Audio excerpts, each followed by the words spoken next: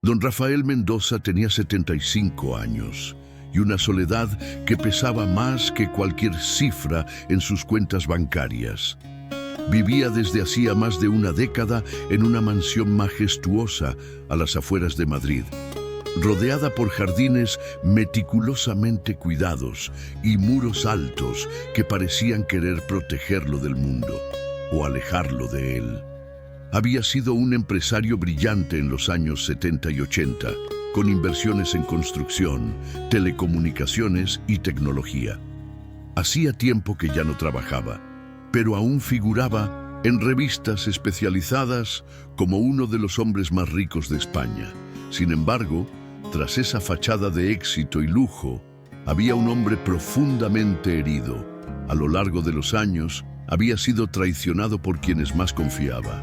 Un hijo que falsificó su firma para acceder a cuentas privadas, una sobrina que vendió propiedades sin su consentimiento, empleados que robaban poco a poco, como si nunca fueran a ser descubiertos. Incluso su asistente personal, quien lo había acompañado por 20 años, desapareció una noche con documentos, relojes y una suma considerable en efectivo. Rafael, que alguna vez creyó en el valor de la palabra y en la lealtad, terminó desarrollando una desconfianza que lo devoraba por dentro. Se volvió metódico, obsesivo, frío.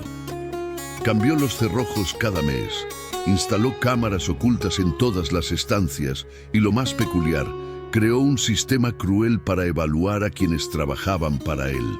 Dejaba la caja fuerte del despacho principal abierta, con 5 millones de euros visibles, perfectamente apilados en fajos nuevos, como una tentación cuidadosamente colocada. Desde una sala escondida, observaba en tiempo real las reacciones. Nunca decía una palabra, no preguntaba nada, solo miraba, esperaba y siempre terminaba decepcionado. Nadie había pasado esa prueba, nadie había resistido, nadie, hasta el día que Carmen entró en su vida. Carmen Rodríguez tenía 25 años y una energía que contrastaba con la tristeza silenciosa de aquella mansión. Había nacido en un pequeño pueblo de la provincia de Jaén, en Andalucía, donde las casas eran bajas, las calles polvorientas y los vecinos se conocían por nombre y apodo. Su familia regentaba una antigua tienda de comestibles que venía arrastrando deudas desde la pandemia, y aunque los padres se esforzaban por mantenerla viva, el negocio apenas daba para pagar las cuentas. Carmen se había mudado a Madrid hacía 3 años para estudiar Historia del Arte en la Universidad Complutense.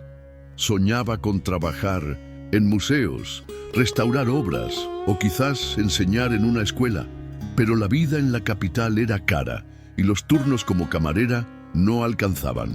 Así que, entre clases y exámenes, había aceptado un trabajo como empleada doméstica. No era lo que había imaginado para su vida, pero tampoco se avergonzaba. Al contrario, lo hacía con dignidad. Fue así como, tras enviar su currículum a una agencia, fue asignada a la mansión de don Rafael. Desde el primer día, algo en la casa la inquietó, no por miedo, sino por el silencio denso, por la sensación de estar en un lugar que guardaba más secretos que muebles antiguos. Sin embargo, no se dejó intimidar. Se movía con respeto, limpiaba con cuidado, pero también con curiosidad genuina. Preguntaba por las esculturas, por los cuadros, por los libros de historia que encontraba apilados en el despacho, y lo más llamativo, no preguntó por el salario. Lo que más quería saber era si el señor estaba bien, si tomaba sus medicamentos, si necesitaba algo más cómodo para dormir. Aquel martes de octubre, mientras pasaba la escoba por el pasillo central, notó que la puerta del despacho estaba entreabierta. Asomó la cabeza con cautela y al entrar lo vio. La caja fuerte abierta, rebosante de dinero. Carmen se quedó inmóvil unos segundos y en otra habitación, Rafael la observaba en completo silencio. Durante exactamente 12 minutos, Rafael no apartó los ojos de la pantalla.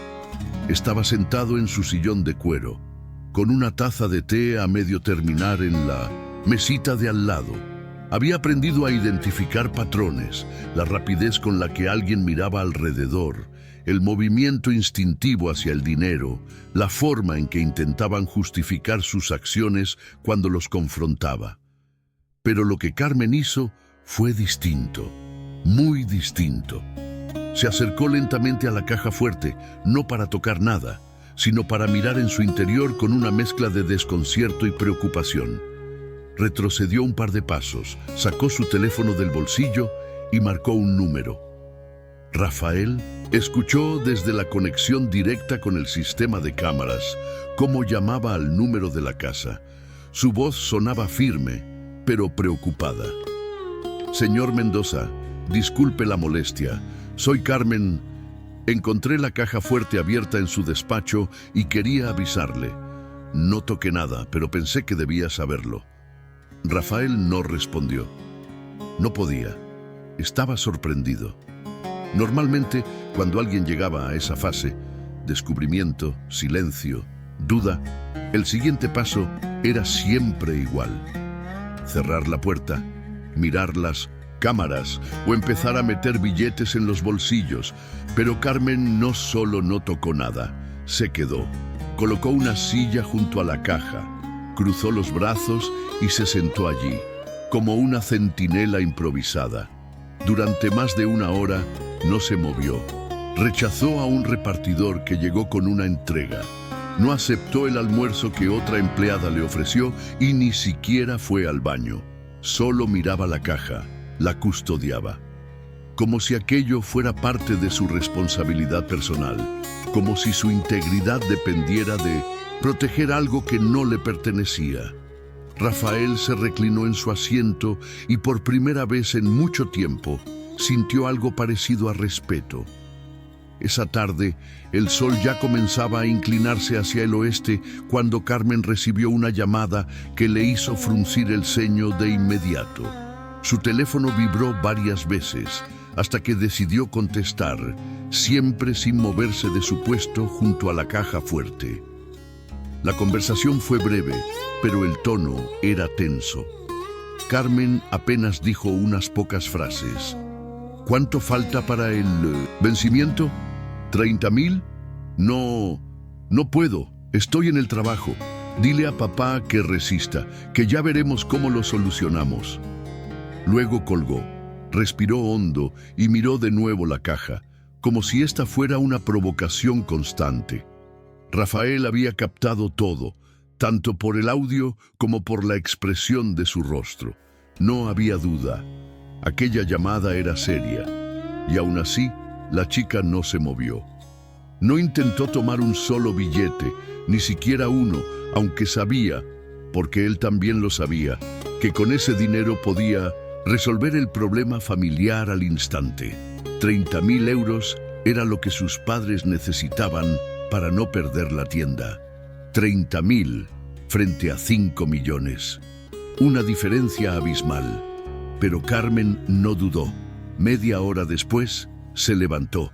Fue hasta la puerta del despacho, la cerró con llave desde dentro y con movimientos lentos pero decididos cerró también la caja fuerte. Lo hizo como si no quisiera ni mirar el contenido, como quien cierra algo que nunca debió estar abierto. Después, dejó una nota manuscrita sobre el escritorio. La caja estaba abierta, la cerré, Carmen. Y se fue a continuar con sus tareas, como si nada hubiera pasado. Rafael, al otro lado de la casa, sintió algo que no sabía que aún podía sentir. Emoción. No por el gesto en sí, sino por todo lo que representaba. Había visto la lucha interna de Carmen, su lealtad hacia su familia y al mismo tiempo su compromiso ético. En su mundo de desconfianza y pruebas fallidas, aquella joven acababa de romper un patrón de años y lo hizo sin saber que estaba siendo observada.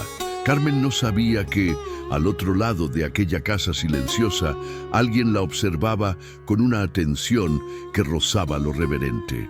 después de cerrar la caja fuerte, siguió con su jornada como si nada hubiese ocurrido. Limpiaba con la misma delicadeza de siempre, deteniéndose un poco más de lo habitual frente a los cuadros del pasillo central, particularmente uno que representaba una escena del barroco español. Y luego ordenó los libros dispersos sobre una mesa del comedor. Rafael, aún en su sala oculta, seguía sin moverse, como si el peso de lo que acababa de presenciar lo hubiese anclado al sillón. No era solo que Carmen hubiese pasado su prueba, era la forma en que lo había hecho. Sin vanidad, sin miedo, sin necesidad de aplausos. Lo que más lo impactó fue esa nota breve que había dejado. La caja estaba abierta, la cerré. Carmen. No pidió explicaciones, no buscó reconocimientos. Ese gesto lo sacudió más que cualquier confesión, ruidosa. En sus años como empresario y filántropo, Rafael había conocido a cientos de personas que hablaban sobre principios, ética y justicia. Pero la mayoría, cuando se enfrentaban al dinero sin testigos, se traicionaban a sí mismos. Carmen no. Ella había tenido no solo la oportunidad, sino el motivo. Estaba desesperada por ayudar a su familia. Y aún así, eligió lo correcto. Rafael recordó entonces una conversación vieja con su abogado en la que dijo, medio en broma, medio en serio, que si algún día encontraba a una persona realmente honesta, le dejaría no solo su herencia, sino también su confianza, su nombre y su causa. En ese momento volvió a mirar la pantalla. Carmen estaba en la cocina, lavando platos, tarareando una canción que él no reconocía. Y fue ahí, con ese sonido simple y cotidiano, que Rafael tomó una decisión que cambiaría la vida de ambos. No fue hasta las 6 de la tarde que Carmen se sobresaltó al escuchar la voz de don Rafael llamándola desde la sala principal. Hasta ese día, él apenas le había dirigido la palabra, un saludo breve, alguna indicación con gestos, nada más. Carmen pensó que quizás algo había salido mal. Se secó las manos en el delantal y caminó hacia la sala con pasos medidos. Rafael estaba de pie junto a la chimenea, con las manos apoyadas en el bastón de madera tallada que rara vez usaba. Tenía el rostro serio, pero no severo. Cuando ella entró, la miró fijamente por unos segundos. ¿Sabes cuántas personas han pasado por esta casa en los últimos 5 años? Preguntó sin rodeos. Carmen negó con la cabeza, algo confundida. Más de 80. Todos fallaron. Ella frunció el ceño sin entender. Entonces, Rafael le explicó, sin adornos, sin suavizar nada. Le contó sobre la cámara oculta, sobre la prueba de la caja fuerte, sobre cómo cada nuevo empleado era puesto a prueba sin saberlo. Carmen escuchaba en silencio, con los labios apretados y los ojos cada vez más abiertos. Cuando él terminó, hubo un breve silencio, roto, solo por el tic-tac del reloj de pared. ¿Y tú? Tú fuiste la única que no falló. Carmen bajó la mirada incómoda. Solo hice lo que cualquier persona debería hacer, murmuró. Rafael asintió lentamente. Eso creí durante mucho tiempo, pero aprendí, a la fuerza, que no todos piensan así. Se acercó al escritorio, sacó un sobre grueso con su nombre escrito a mano y se lo ofreció. Aquí hay 50.000 euros, es tuyo, sin condiciones. Carmen dio un paso atrás. No puedo aceptar eso. Rafael levantó una ceja. ¿Ni siquiera para salvar la tienda de tus padres? Carmen lo miró sorprendida. Él sonrió por primera vez en semanas. También escuché esa llamada. Carmen no sabía cómo reaccionar. Sus manos temblaban ligeramente, no por miedo, sino por la mezcla extraña de emociones que la atravesaban. El sobre seguía en la mesa, intacto, como si pesara 1 tonelada. Rafael la miraba, esperando una respuesta, pero sin presión. Era la primera vez en mucho tiempo que él ofrecía algo sin esperar que la otra persona fallara. Carmen levantó la vista con el ceño fruncido por la confusión. No hice eso por dinero, señor. No tenía idea de que me estaba probando. Su voz sonaba firme, aunque algo tensa. Lo sé, respondió él, y por eso vale más. El silencio volvió a llenar la sala. Rafael caminó lentamente hasta sentarse en un sillón de respaldo alto, con un leve quejido de esfuerzo, mientras Carmen se quedaba de pie, sin saber si debía marcharse, hablar o quedarse en silencio. Entonces, con voz más suave, casi nostálgica, él le preguntó: ¿por qué viniste a trabajar aquí, Carmen? ¿Por qué una estudiante de Historia del Arte quiso limpiar esta casa vieja en lugar de buscar otro empleo? La joven tragó saliva. Dudó por un instante, pero luego, algo dentro de ella decidió que ya no tenía sentido ocultarlo. Porque yo ya lo conocía a usted, don Rafael, al menos su historia. Rafael arqueó las cejas, desconcertado. Carmen se acercó con cautela, se sentó frente a él y comenzó a contar algo que no había dicho a nadie desde que pisó esa casa. Hace unos años, mi primo Paco necesitaba una operación urgente. Tenía una cardiopatía congénita y la lista de espera en el hospital público era interminable. Mis tíos estaban desesperados, no podían pagar una clínica privada. Fue entonces cuando recibieron una carta anónima. Solo decía que los gastos médicos estaban cubiertos y venía firmada con un simple inicial: R. Rafael cerró los ojos por un segundo. Recordaba ese caso. Había cientos como ese, pero ese en particular le había tocado por la edad del niño. Carmen continuó: nunca supimos quién fue, pero yo me puse a investigar. Y al final, todo me llevó hasta usted. Lo dijo con una mezcla de admiración y nerviosismo. Quise agradecerle en persona y por eso pedí a la agencia que me asignara a esta casa. Rafael permaneció en silencio durante varios minutos. No por desconfianza, no por incredulidad, sino por un peso distinto, el de verse reflejado en los ojos de alguien que lo había conocido por lo que él ya había olvidado de sí mismo. Hacía años que no pensaba en aquel acto de generosidad, uno entre tantos, realizados casi como una obligación moral, sin esperar agradecimientos, sin buscar reconocimiento. Pero esa joven sentada frente a él, humilde, decidida, íntegra, le devolvía una parte de sí que creía enterrada. Así que entraste a esta casa no solo por necesidad, sino para encontrarme, murmuró él. Carmen asintió. No sabía si usted me iba a hablar, ni siquiera si iba a reconocerme, pero quería estar cerca de alguien que hizo algo tan grande por alguien tan pequeño. Rafael sonrió con los ojos, aunque sus labios apenas se movieron. Respiró profundo, como quien se quita una carga invisible. Durante años pensé que el mundo ya no tenía gente buena, que todos al final elegían lo más fácil, lo más conveniente. Pero hoy me demostraste lo contrario, y no solo por lo que hiciste con la caja fuerte. Entonces se incorporó con esfuerzo, caminó hacia un pequeño gabinete y sacó una carpeta negra con un sello dorado.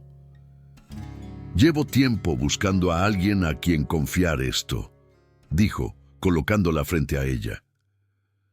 Carmen abrió la carpeta con cautela y leyó las primeras líneas. Su expresión cambió de inmediato. Era un documento oficial que hablaba de la Fundación Mendoza, una organización filantrópica con actividades en varias regiones de España. Quiero que seas su próxima directora, su alma, su continuidad. Carmen lo miró con ojos incrédulos, como si estuviera frente a una escena que no le pertenecía. ¿Por qué yo?, preguntó con un hilo de voz. Rafael sonrió de verdad, por primera vez. Porque no quisiste el dinero cuando más lo necesitabas, y porque ya estabas ayudando, incluso antes de saberlo. Carmen no respondió de inmediato. Tenía la carpeta entre las manos, pero no lograba sostenerle la mirada a don Rafael. Su corazón latía con fuerza, y no por emoción superficial, sino por algo más profundo: el miedo a no estar a la altura, la duda de si merecía tanto, la sensación de estar viviendo algo que superaba incluso su mejor versión de esperanza. Se equivoca, señor. Yo no tengo experiencia, no sé dirigir nada, solo soy una estudiante, trabajo limpiando casas. No soy la persona que usted cree. Rafael la escuchó con paciencia, no la interrumpió. Solo esperó a que terminara, y cuando lo hizo, se inclinó hacia adelante con una firmeza que no había mostrado en todo el día. Carmen, he trabajado con directores de bancos, políticos, abogados, empresarios. Todos sabían hablar muy bien, vestían trajes caros, tenían títulos colgados en las paredes. ¿Y sabes qué? Ninguno me dio confianza. No es el currículum lo que cuenta, es el carácter. Hizo una pausa, dejando que cada palabra encontrara su lugar. Tú has demostrado más ética y responsabilidad que cualquiera de ellos. Si alguien puede hacer que esta fundación sea lo que debe ser, esa eres tú. Carmen respiró hondo, sintiendo cómo sus pensamientos se atropellaban unos con otros. Pensó en su familia, en Paco, en los años de esfuerzo estudiando mientras trabajaba. Pensó en las veces que sintió que todo era en vano. Y ahora estaba ahí, escuchando de un hombre como Rafael que ella era digna de algo tan grande. Apretó la carpeta contra el pecho, sin saber aún si decir que sí o que no. Pero por dentro, algo empezaba a cambiar. Una semilla de convicción, de propósito, germinaba con cada segundo que pasaba. No por ambición, sino por responsabilidad, por gratitud y por una certeza que comenzaba a nacer. Tal vez sí estaba lista para algo más. La noche cayó lentamente sobre Madrid y la mansión, por primera vez en mucho tiempo, no se sentía fría. Carmen se quedó conversando con Rafael por horas, no ya como empleada y empleador, sino como dos personas que finalmente se habían encontrado desde la verdad. Hablaron de arte, de historia, de las cosas pequeñas de la vida que para otros no importaban, pero para ellos sí. Rafael confesó que había olvidado lo que se sentía confiar en alguien y que esa tarde ella le había devuelto algo que ni siquiera sabía que extrañaba. Carmen, por su parte, le agradeció con los ojos llenos de emoción, aunque sin dramatismo. Era una gratitud tranquila, serena, como quien recibe algo muy grande pero lo abraza con humildad. Cuando se despidieron esa noche, Rafael le entregó un juego de llaves nuevo. A partir de mañana, esta casa también es tuya, dijo, con voz rasposa pero firme. Carmen lo miró en silencio, incapaz de responder. Guardó las llaves en el bolsillo de su abrigo y salió hacia la parada del autobús, con la cabeza llena de pensamientos, pero el corazón más liviano que nunca. En su teléfono, un mensaje de su madre esperaba con preocupación. ¿Cómo va el trabajo, hija? ¿Todo bien con ese señor serio? Carmen sonrió y escribió de vuelta. Sí, mamá, todo cambió hoy. No sabía cómo explicarlo aún, pero algo dentro de ella entendía que ese día no había sido uno más. Había llegado como empleada, se iba como algo más, como un puente entre el pasado de un hombre roto y el futuro de muchas personas por ayudar. Y aunque aún no sabía todo lo que le esperaba, sí sabía una cosa con certeza: no estaba sola. Y eso, para alguien como ella, ya lo cambiaba todo. A la mañana siguiente, Carmen llegó temprano, incluso antes de lo habitual. Vestía su uniforme habitual, pero llevaba consigo algo distinto.